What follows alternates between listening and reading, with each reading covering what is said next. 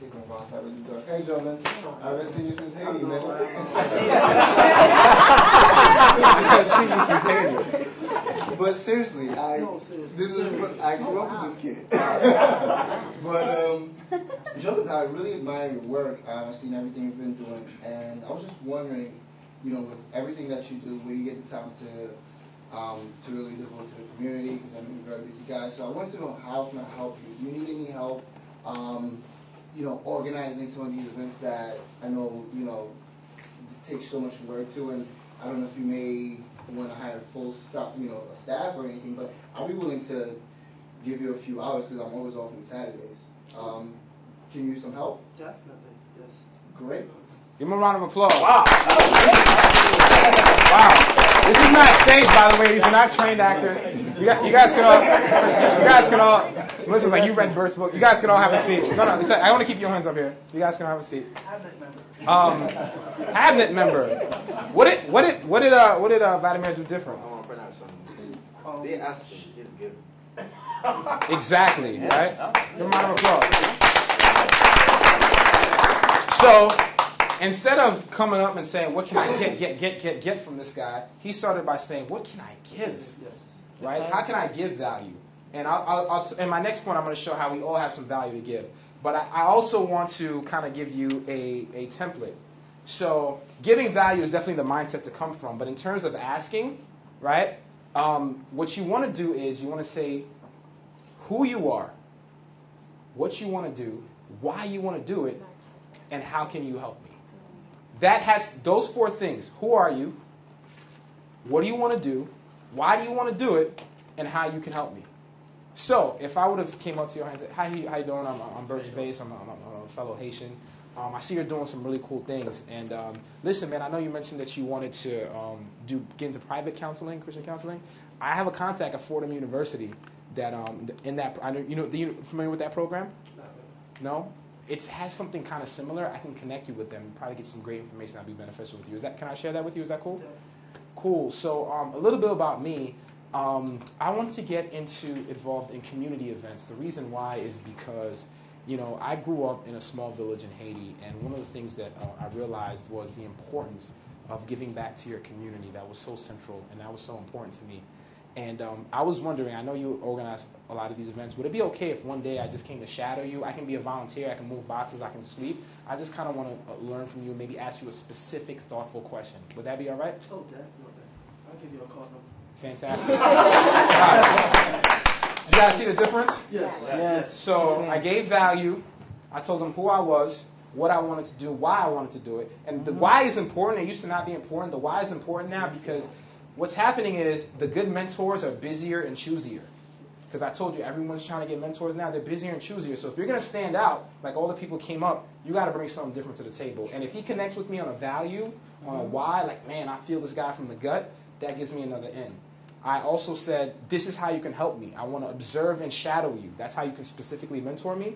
And at that event, I will volunteer. I will sweep. I will clean. You let me know what I need to do. Does that make sense? Definitely. Cool. And by the way, when I met you, didn't I tell you about the whole Fordham University thing? Yeah, so this is actually what I do. This is not like an axle. Good job, I appreciate it. Huh? Well, actually, this is what I'll do. Who do you guys think, besides the Habit member, had the best approach? Was it Claude? Was it Melissa? I think it was Melissa. You think it was Melissa? What do you guys think? So I'm going to put a hand. Do you think it was Melissa who had the best approach for your hands? Clap if you... Do you think it was Claude?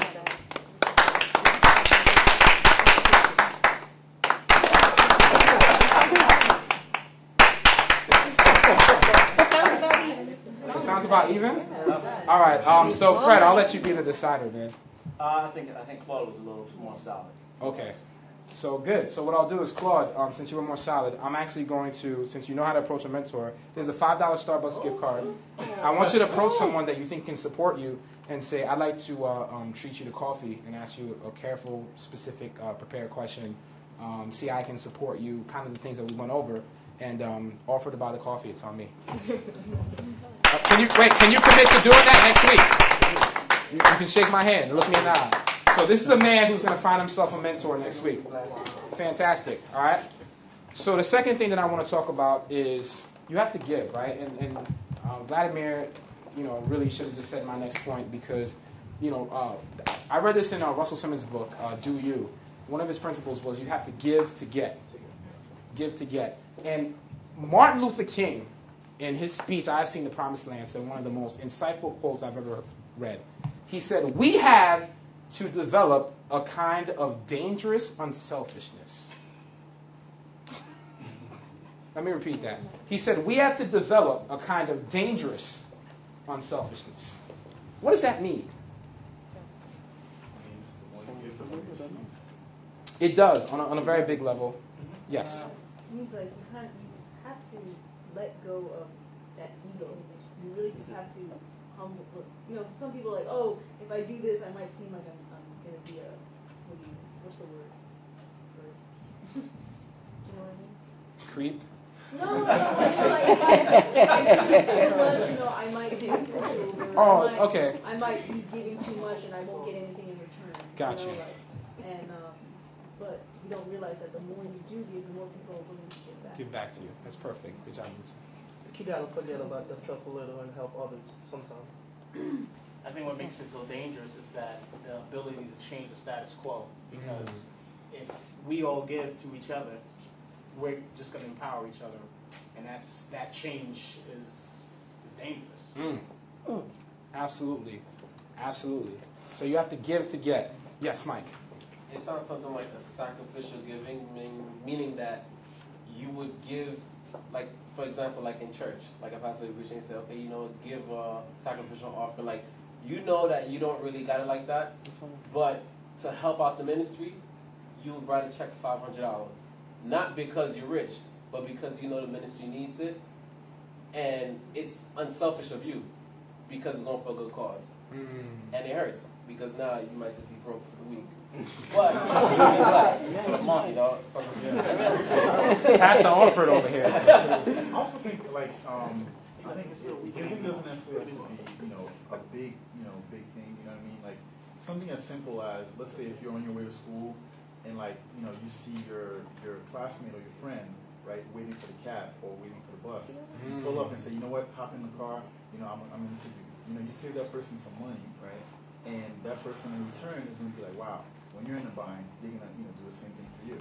100%. So it could be as small, it could be as big as $500, $1,000, whatever. Just kind of, I guess, want to echo a little bit of what everybody said. But I think personally, what I took from it is, I think why it's so dangerous is because one of the things we have members we talk about sometimes, we're all self-centered beings. So naturally, we look at the self first. That's just our genetic makeup for survival also. So breaking that, breaking our own makeup, for a greater cause, if we all did it, is just so helpful that it's dangerous because you're now kind of going against your own nature. So. Fantastic, fantastic. So what I want everybody to do now is I want to take about 30 seconds. I want everybody to get your pen and paper. I want you to write 3 things that you can give, right? Because here's the thing. A lot of times we're focused on how can people help us, right? I want everyone to write 3 things that you can offer someone who can help you. Whether it be I can help them with graphic design, or, graphic design services. Whether it be, whether Regine wants to sing at my next birthday party, right? Whether it be whatever, for example, one mentor that I got, I called him in Atlanta and I said, you have a book. Why don't I do an Amazon review for your book? And why don't I do a video one? Because I hear the video reviews shoot your rankings up to the top. How much did that cost me? Nothing. Did I get the call? Absolutely. That's how I came at him. He's one of the most successful speakers in Atlanta. Now he checks up on me, man, how you doing, and this, that, and the third. Just because I decided to give, and I found something that I can give. It could be something as simple as a perspective, right? Let me offer you this fresh perspective of where I'm at. So think for 30 seconds, what can you give? 3 things that you can give. So let's take 30 seconds.